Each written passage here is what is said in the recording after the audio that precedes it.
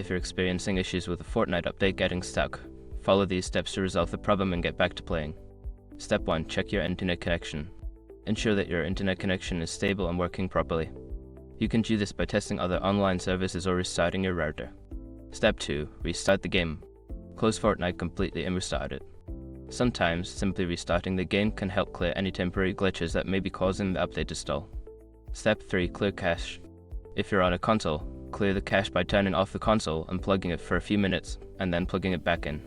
For PC, you can clear the Epic Games Launcher cache by navigating to the settings and selecting the option to clear cache. Step 4. Check for system updates. Make sure your gaming platform, PC, console, etc. is up to date. Sometimes system updates are required for games to function properly, including downloading updates. Step 5. Reinstall Fortnite. If all else fails, uninstall Fortnite and then reinstall it.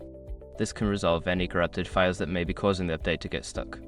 By following these steps, you should be able to unlock the Fortnite update and continue enjoying the game.